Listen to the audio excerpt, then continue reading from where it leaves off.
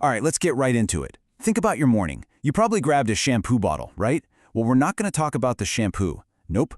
We're talking about the bottle itself and the hidden story of how the biggest brands on the planet actually measure its environmental footprint.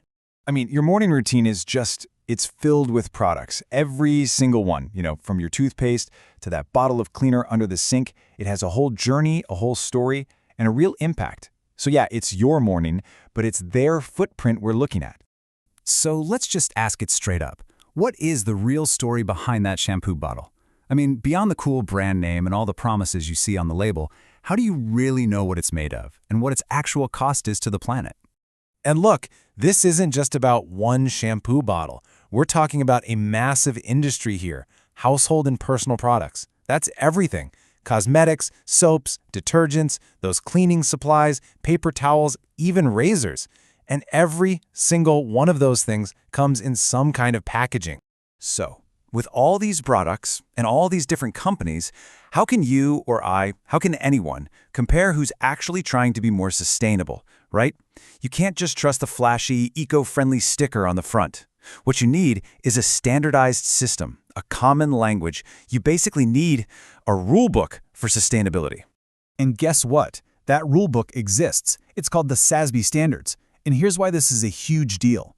SASB, that's the Sustainability Accounting Standards Board, is now part of the IFRS Foundation. Now, if that sounds like alphabet soup, just know this. That's the same group that sets global financial accounting rules. So sustainability data, it's now being treated with the same seriousness as a company's bottom line. It's a total game changer. So, what exactly are these standards? Well, think of it like this. It's a library with 77 different playbooks, one for every single industry out there. They're like a decoder ring for sustainability.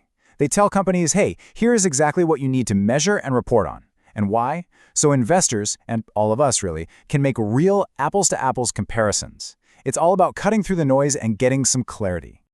Okay, so for the industry we're talking about today, household and personal products, the SASB standards get super specific. They narrow the focus down to the four most critical areas, the things that present the biggest risks, but also the biggest opportunities for these companies. And here they are. So companies in this space have to report on four main things: how they manage water, the safety of their product ingredients, the sustainability of their palm oil supply chain, and, you guessed it, the one we're diving into today, packaging lifecycle management.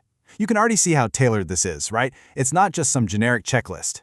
Look, all four of those are super important. But for this explainer, we're going to zoom right in on the one that's probably sitting in your recycling bin right now, the one you physically touch every single day. Let's talk about the packaging problem.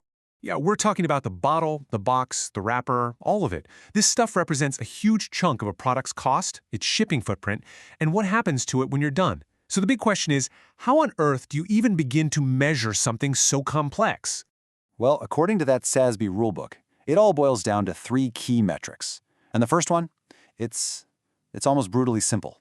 Just tell us the total weight of all the packaging your company puts out into the world, in metric tons. That's it. How much stuff are you making? Okay, metric number 2. Of that massive total weight we just talked about, what percentage of it is made from recycled or renewable materials? See, this one gets right to the source. Are these companies just using brand new plastic and chopping down fresh trees? Or are they actually plugging into a circular economy?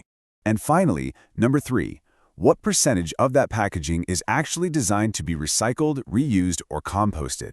So you see the pattern here, right? It's a simple but powerful 3-part story. How much stuff is there?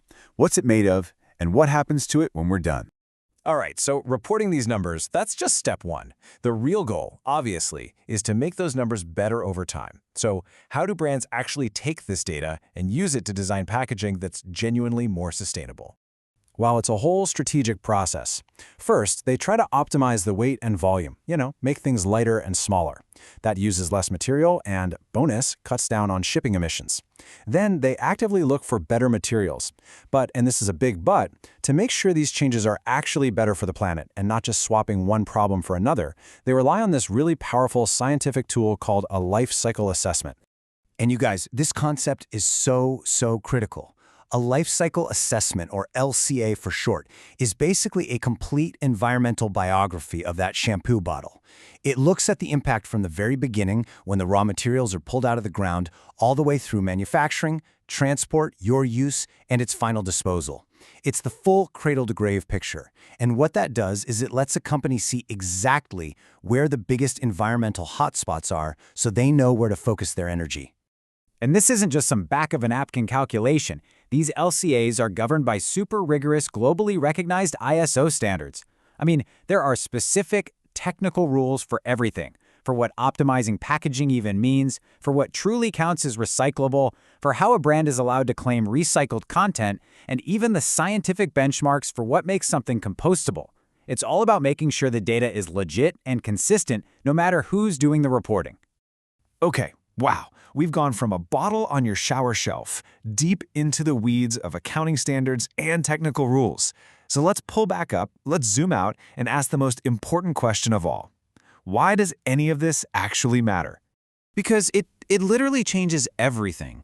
Think about it. Without standards, we're just stuck in a world of vague claims, and let's be honest, a lot of greenwashing. It's impossible to tell who's really making progress. But with standards, you get hard, comparable data. This lets investors put their money behind the true leaders, and it forces the whole industry to compete on things that are real and measurable. It takes sustainability from just a marketing slogan and turns it into an accounting reality. So the next time you're in the shower and you pick up that shampoo bottle, you'll know there's a whole hidden story there, a story that's told through cold, hard data, its weight, where its materials came from, and whether or not it can be recycled.